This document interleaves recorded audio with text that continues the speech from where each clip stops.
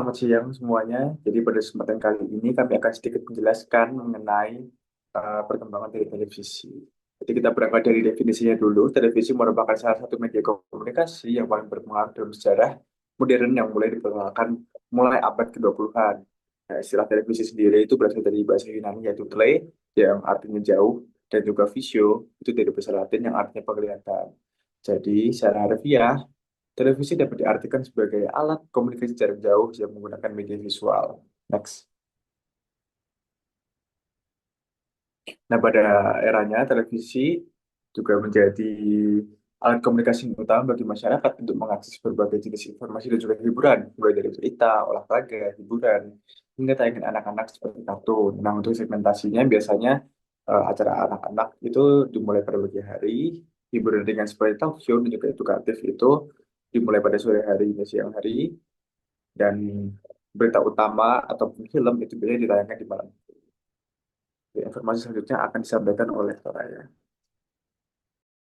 Oke, penurunan jumlah penonton sebanyak 8% per tahun selama 3 tahun terakhir ini yang dilatar belakangi oleh berbagai faktor. Data menunjukkan bahwa jumlah penonton televisi di Indonesia menurun secara signifikan dalam beberapa tahun terakhir. Penyebab utamanya adalah keterbatasan televisi konvensional dalam memenuhi kebutuhan pengguna masa kini. Sifatnya yang linear membuat penonton harus menyesuaikan diri dengan jadwal siaran yang ditentukan oleh stasiun televisi, sehingga fleksibilitas menonton sangat terbatas. Penonton tidak dapat memilih konten sesuai keinginan maupun mengatur waktu menonton secara bebas.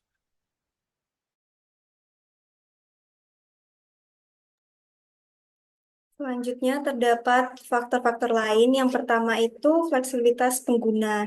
Ini tuh maksudnya mungkin variasi konten televisi konvensional itu masih terbatas, jadi nggak banyak yang tersedia. Terus yang kedua itu iklan. Maksudnya adalah iklan muncul di sela-sela tayangan yang kebanyakan masyarakat itu menganggapnya mengganggu.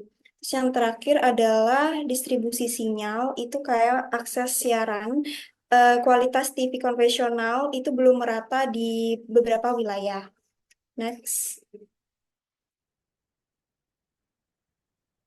Nah, perubahan besar itu terjadinya dengan perkembangan teknologi dan hadirnya internet, yang dimana munculnya smart TV itu mampu mengubah cara masyarakat itu gimana mengkonsumsi konten-konten media.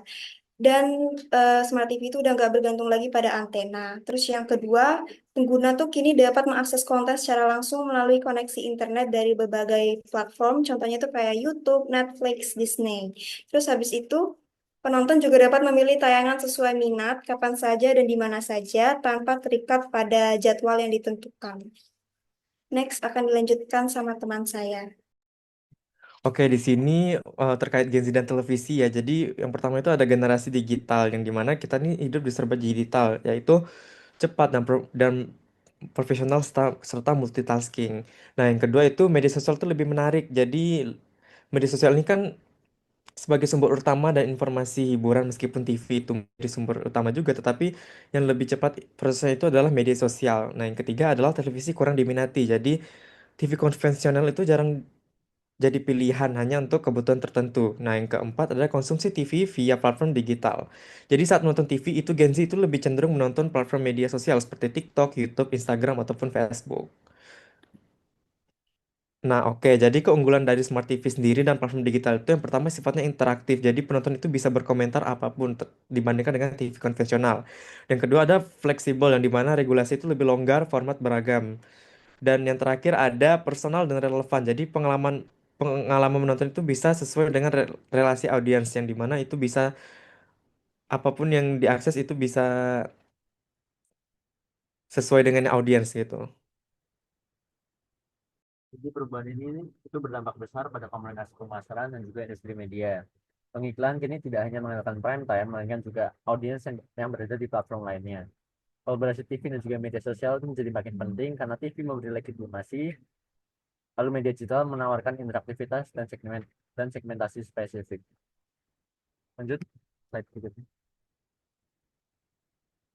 Ya, walaupun begitu, perubahan pola konsumsi ini bukan berarti televisi akan sepenuhnya punah. Sebagai sebuah industri, televisi tetap memiliki kekuatan besar, terutama dalam hal legitimasi informasi dan jangkauan audiens yang luas.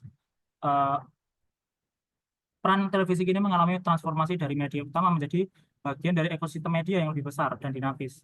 Banyak program televisi yang kini tidak hanya tayang melalui layar kaca, tetapi juga didistribusikan ulang melalui platform digital seperti YouTube, Facebook, Instagram, dan TikTok.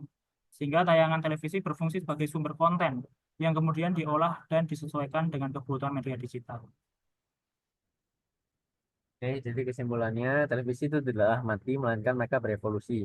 Di mana mereka jadi media linear yang bersifat seragam, kini televisi menjadi bagian dari lanskap media yang terintegrasi dan fleksibel. Tantangan utama bagi industri televisi adalah bagaimana mereka beradaptasi dengan perubahan perilaku konsumsi para generasi baru tanpa kehilangan identitas mereka sebagai media massa. Keberhasilan industri televisi ini di masa depan akan bergantung pada kemampuannya untuk menggabungkan kekuatan tradisionalnya dengan fleksibilitas dunia digital sehingga tetap relevan dalam era komunikasi modern yang terus berkembang.